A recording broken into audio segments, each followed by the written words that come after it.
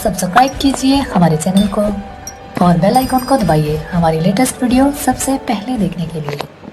तो hello friends, कैसे हैं आप सब लोग। आज हम करने जा रहे हैं 12th क्लास हिंदी के चैप्टर फर्स्ट के अभ्यास के क्वेश्चन आंसर। तो आइए हम स्टार्ट करते हैं क्वेश्चन नंबर 1 से। कविता एक और जग जीवन का भार लिए घूमने की बात करती है और दूसरी ओर मैं कभी न जग का ध्यान किया करता हूँ। विपरीत से लगते इन कथनों का क्या आशय है। तो आंसर देखिए, कविता एक और जग जीवन का भार लिए घूमने की बात करती है और दूसरी ओर मैं कभी न जग का ध्यान किया करता हूँ। दोनों ही परस्पर विपरीत कथन प्रतीत होते हैं।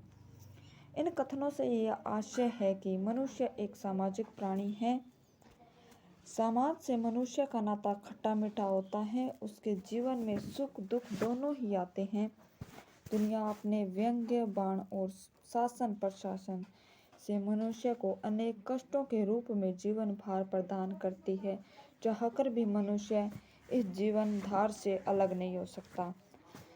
इस जीवन भार को उसे आजीवन ढोना ही पड़ता है। लेकिन दूसरी ओर कवि का यह कहना है कि मैं जीवन इस जग को देखकर नहीं जीता, क्योंकि वह इसे हृदयहीन और स्वार्थी मानता है। वह तो केवल संसार के वैभव से अलग अपनी मस्ती में मस्त होकर जीवन जीना चाहता है। इसलिए वह कहता है, मैं कभी भी सॉरी, यहाँ पर मिस्टेक हो गई है, जग आना था।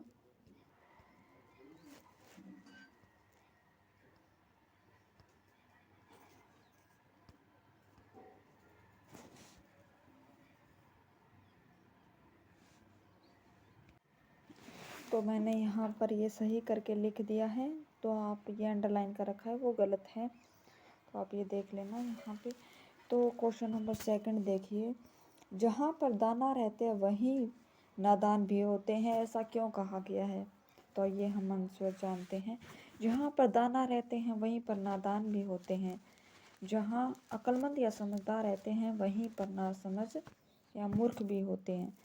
ऐसा इसलिए कहा गया है क्योंकि यह नश्वर संसार रंगीन है, जिसमें भांति भांति के प्राणी जीव जंतु और पदार्थ हैं। इस सृष्टि में अनेक तत्वों का समावेश है। यहाँ की प्रकृति के भी विभिन्न रूप हैं। अतः इस जहाँ से सुख दुख, नर नारी, स्थूल सूक्ष्म, अच्छा बुरा, मूर्ख विद्वान आदि सभी का अनूठा संगम है। यहाँ सुख है तो दुख भी है, नर है तो नारी भी है, और अच्छाई है तो बुराई भी है। इस प्रकार एक अच्छे व बुरे का या एक के विपरीत दूसरे का अटूट संबंध है। जहाँ पर बुद्धिमान रहते हैं वहीं पर नादान भी होते हैं। तो आगे है हमारा क्वेश्चन नंबर 3। मैं और जग और कहाँ का नाता, पंक्ति में और शब्द की विशेषता बताइए। तो आंसर है, मैं और जग और कहाँ का नाता। पंक्ति में और शब्द कवि और संसार के संबंधों के अलगाव का चित्रण है। यह कवि की प्रकृति और प्रवृत्ति तथा संसार की प्रकृति और प्रवृत्ति के भेद का ज्ञान कराता है तथा संसार के संवेदनहीनता का भी चित्रण करता है। तो आगे है हमारा क्वेश्चन नंबर 4। शीतल वाणी में आग के होने का क्या अभिप्राय है। तो आंसर है, शीतल वाणी में आग के होने का अभिप्राय यह है कि कवि अपनी वाणी की शीतलता में वियोग की आग लिए जीवन जी रहा है। यहाँ आग से अभिप्राय कवि की आंतरिक पीड़ा से है। कवि प्रिया से वियोग होने पर उस विरह वेदना को अपने हृदय में दबाए फिर रहा है। अतः जहाँ उनकी संवेदनाओं में शीतलता का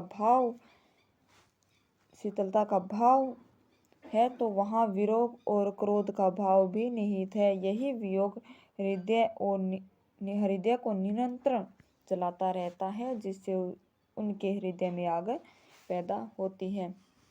तो आगे है हमारा क्वेश्चन नंबर 5। बच्चे किस बात की आशा में नीड़ों से झांक रहे होंगे। तो आंसर है, बच्चे अपने माता पिता बच्चे अपने माता पिता की आशा में नीड़ों से झांक रहे होंगे। माँ बाप से बिछुड़कर बच्चे अपने घोंसलों में यही आशा मन में लिए रहते होंगे कि उनके माता पिता लौटकर कब आएंगे, कब उनकी माँ उनको लाड प्यार करेगी, कब उनको भोजन करा उनकी भूख शांत करेगी। इस प्रकार बच्चे अपने नीड़ों से ऐसी आशाएं लेकर झांक रहे होंगे।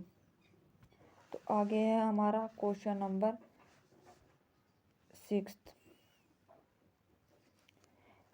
दिन जल्दी जल्दी ढलता है कि आवृत्ति से कविता की किस विशेषता का पता चलता है। दिन जल्दी जल्दी ढलता है कि आवृत्ति से कविता की इस विशेषता का पता चलता है कि समय परिवर्तनशील है, सततः चलायमान है, यह कभी भी नहीं रुकता है और न ही किसी की प्रतीक्षा करता है। इस पर जीवन क्षणभंगुर है, अतः कब जीवन समाप्त हो जाए किसी को नहीं पता। इसलिए मनुष्य को अपने लक्ष्य की प्राप्ति अति शीघ्रता से करनी चाहिए। मनुष्य में ये विश्वास होना चाहिए कि वह कम से कम समय में अपने मंजिल को प्राप्त कर ले। तो ये थे हमारे आज के क्वेश्चन आंसर। आई होप आपको समझ में आए होंगे। वीडियो अच्छी लगे तो लाइक करें एंड चैनल को सब्सक्राइब करें। Thank you for watching my video.